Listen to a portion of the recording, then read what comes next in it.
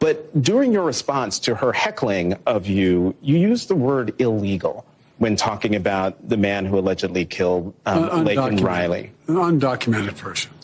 And I shouldn't have used illegal. It's undocumented. And look, when I spoke about the difference between Trump and me, one of the things I talked about on the border was that the way he talks about vermin, the way he talks about these people polluting the blood. I talked about what I'm not going to do, what I won't do. I'm not going to treat any of these people with disrespect. Look, they built the country. The reason our economy is growing. We have to control the border and a more orderly flow, but I don't share his view at all. So you regret using that word? Yes. Hi there, everyone. I wanted to come on here and vent about what I just heard in this interview. And there are really 3 things that I have a major problem with in this little clip that I just played you guys. First of all, Biden apologized for calling an illegal because it offended a whole bunch of people.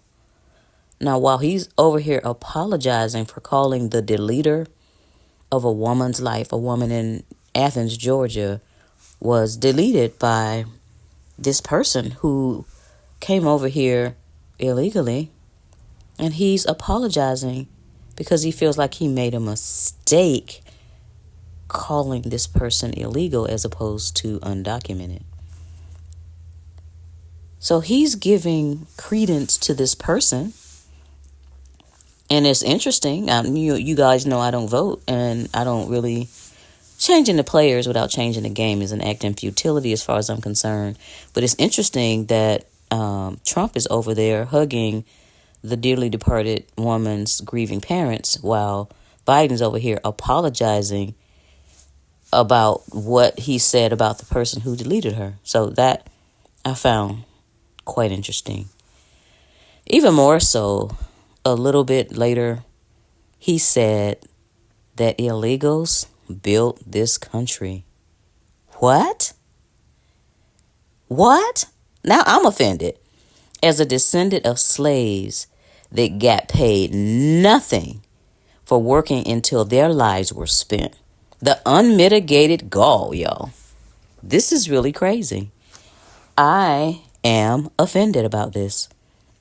As much as black people went through during the slavery years, during the Jim Crow, all of those years, I'm really surprised that so many are still asleep at the wheel, believe it or not, when it comes to the people that purpose to control all of our lives. Now they're sitting up here rewriting history and saying that these people, these undocumented people, built the country. Now, last I heard, there were 2 types of people that built this country. Those that were dragged over here in chains, and those that were invited over here and welcomed to Ellis Island. Neither one of those included any undocumented people. So that's a problem for me, y'all. It's a problem, and I'm being cool right now, but I'm at my wit's end with this whole situation. With these people being displaced in Chicago and in New York, veterans and other people that are impoverished being put out of the places that they normally go for school, for recreation, so that a whole bunch of people who came over here, not the right way, but the illegal way, can have housing. They're letting them have positions in government now. From what I understand, some places they are getting money for rent monthly. They're getting welfare. And I believe I heard that they're going to be able to get mortgages. So what happened to the people that were already here? It's interesting that the other day I saw it was supposed to be a comedy, but it was a guy that was walking, and he was going to walk all the way down to Mexico. He was a person from the United States, and he was talking as he walked, and he was walking miles and miles and miles so he could walk across the border and then come back so that he could get all of these benefits. That's really, it was the way it was set up. It was funny, but it's not funny because these things are happening to us right now. And the other thing that I saw in this interview was he said, after he said that they built the country, he said we have to control the border in a more orderly flow. He didn't say a more orderly flow. He said in more orderly flow. Really? Really, y'all? Were you guys aware that he is flying people over here? He has been flying people from other countries into the United States to stop the large flow that's coming over the border. So I heard this story a couple of days ago. The Biden administration has admitted to flying as many as 320,000 illegal immigrants on secret flights into the U.S. in an effort to decrease the number of illegal immigrant encounters at the southern border. So they're getting flights over here, and they're coming over the border, and they're getting medical treatments, and all of these things. Well, the people that have been here, the poor people, regardless of what color they are, race, religion, whatever, the people that have been here, that were born here, are being displaced. Now, who should be offended? I'm offended, y'all. I'm offended. I'm going to tell you a story that my dad told me a long time ago. And there's a purpose behind all the stories my dad told me. So a neighbor is sitting on his porch. His dog is there. And a neighbor from next door comes over and they start a conversation. And throughout the conversation, the neighbor from next door notices that the dog starts to whine every once in a while. Woo! And so he'll kind of look at him and continue the conversation. The dog go, woo! And so finally he got fed up and he asked his neighbor, what's up with your dog? Why is he just whining like that every few minutes?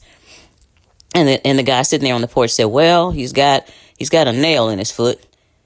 And the neighbor kind of looked funny and said, well, why doesn't anybody do anything about it?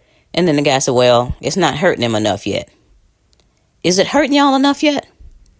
Are you fed up enough yet? Has your anger and your disgust overridden your fear yet? Over the years, I've noticed that so many people are afraid of government.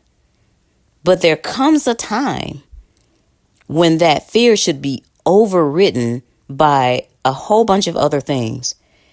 Are you tired of not having the money that you want to do the things that you want? Are you tired of having to give over thousands of dollars every year to the insidious representatives of Satan, better known as the IRS? Are you tired of your government doing the things that they do, fighting, sending money to other countries? Did you guys see the other day where some official in Ukraine was caught with $1 million? That's the money that you guys sent over to the United States government in the form of your taxes. They're sending money to Israel. They're sending money to Ukraine. They're sending money all over the place, but they're not sending money to the American people that need the money. Why is that? You all know that's all by design. My question is that nail in your foot hurting you enough to get off your kabunkum and do something about it? Now, I'm not telling you what to do about it, but you need to do something about it. You need to be making some kind of plans to help yourself and your family thrive, because Klaus Schwab said, you'll own nothing and you'll be happy. And every day I see that getting closer and closer to being a reality, unfortunately.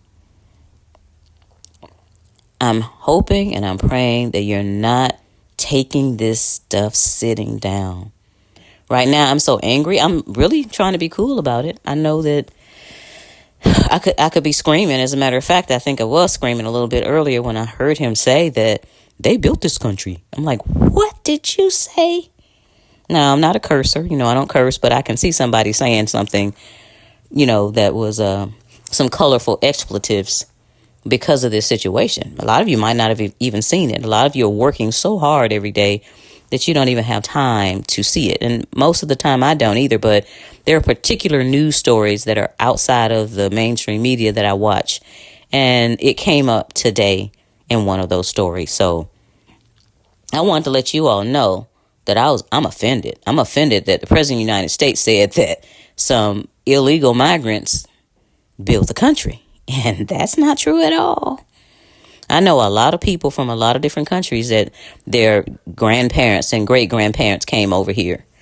I know a whole bunch of people that were here already, indigenous people. I know a whole bunch of people that were brought over here. Their great great grandparents or their great grandparents were brought over here as slaves. They built the country. So I'm going to end this by saying this is ending first quarter of 2024. By the end of the summer, I'm giving you all an assignment to make sure that you've done 3 things to solidify the safety and security of your family. We're supposed to have life, liberty, and happiness and continue to pursue happiness. But with the situation that's going on right now, every day you see some foolishness going on. Why is it that eggs are $5 a dozen when they used to be 2 or 3? All of these things are affecting us economically. So I'm not just talking politically here. Of course, my show is called Escape the Rat Race. I'm trying to tell you guys how to escape the rat race. I'm trying to tell you that you need to escape the rat race. We don't need to be hamsters on a wheel anymore. We need to be in a position where we, the people, are in charge. When the people rule, there's liberty. But when the government usurps the people, there's tyranny. And if we've ever been in a tyrannical situation, it's right now. We got all these people coming over here doing whatever they're doing. I've seen the pictures in New York. I've seen the pictures in California. I've seen these tent cities, and I've seen people in luxury hotels in New York. While the poorer people are over in the projects or still sleeping on the street. I've seen people in Skid Row, while other people who just walked across the border or got flown over here are getting money and getting other opportunities. It's time for this to stop. Are y'all tired enough yet? This is Sherry Peel Jackson, escaping the rat race.